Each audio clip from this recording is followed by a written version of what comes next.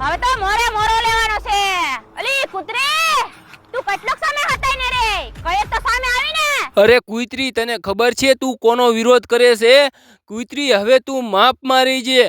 જો તે હવે અમારા ખજૂરભાઈ અથવા ખજૂરભાઈના પરિવાર વિશે કાંઈ કીધું છે ને, તો તને તારા ઘરે આવીને ઉપાડી લઈશું. અત્યારે મિત્રો કીર્તિ પટેલને લોકો આવું કહી રહ્યા છે, અને એક છોકરી પણ હવે કીર્તિ પટેલને જેમ ભાવે એમ બોલી રહી છે. અને હવે મિત્રો કીર્તિ પટેલ પણ હવે રોયલ રાજા, વિશ્વાસ સોની, લાલો આહિર આ બધાની ઉપર અથવા મા બેન ઉપર પણ અત્યારે હવે કીર્તિ પટેલ ગાર દેવા માંડી છે.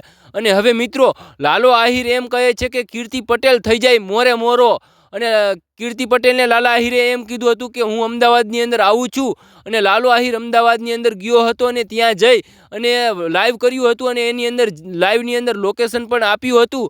અને મિત્રો હવે ત્યારબાદ કીર્તિ પટેલ અમદાવાદની અંદર ગઈ હોય કે ન ગઈ હોય એ તો આપણને નથી ખબર, પણ કીર્તિ પટેલે એક લાઈવ કર્યું હતું, અને એની અંદર કીર્તિ પટેલે જણાવ્યું હતું કે લાલા આહિર, તું હવે અમદાવાદની અંદર ગયો છો, 200-250 કિલોમીટર દૂર છો મારેથી. હું સુરતની અંદર રહું છું, સુરતની અંદર આવ, અહીંયા આપણે મોરે મોરો કરીએ. પણ તો લાલો આહિર કહે છે કે વાંધો નહીં, હું સુરતની અંદર આવું છું. અને મિત્રો ત્યારબાદ લાલો આહિર સુરતની અંદર જે 3-4 કલાક રહ્યો હોય, પણ અમદાવાદથી લાલો આહિર સુરત ગયો હતો. અને મિત્રો ત્યાં જઈને પણ એક વિડીયો બનાવી અને સોશિયલ મીડિયામાં મૂક્યો હતો, અને લાલા આહિરની આઈડી ઉડાડી દીધી છે મિત્રો. અને લાલા આહિરે એક નવી આઈડી બનાવી, અને તેના અંદર પણ ઘણા લોકોએ સપોર્ટ કર્યો છે સારો એવો. અને મિત્રો હજુ પણ લાલા આહિરની આઈડી ઉડાડી દે છે એવું અત્યારે જાણવા મળી રહ્યું છે. પણ મિત્રો હવે આગળ શું કરે કે શું ન કરે એ તો આપણને નથી ખબર.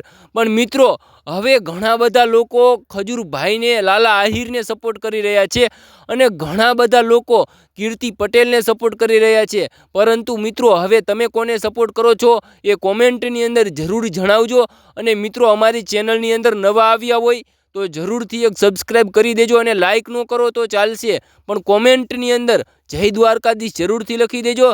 જય દ્વારકાધીશ લખવામાં તમારું કાંઈ નથી લૂંટી જવાનું, અને જય દ્વારકાધીશ લખવામાં 1 મિનિટનો પણ સમય નથી લાગતો.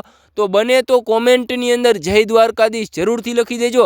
અને હવે મિત્રો આપણે વાત કરીએ ને, તો મેં તમને જેટલી માહિતી અને જેટલી જાણકારી આપી છે ને, એ બધી જ માહિતી અને જાણકારી મને સોશિયલ મીડિયા અને ઇન્ટરનેટ આધારિત મળી છે, અને મેં તમને જણાવી છે. અને હવે મિત્રો આપણે આ વિડીયો અહીંયા પૂરો કરી ફરી એક નવા વિડીયો સાથે મળીશું. ત્યાં સુધી બધાને જય જય દ્વારકાધીશ.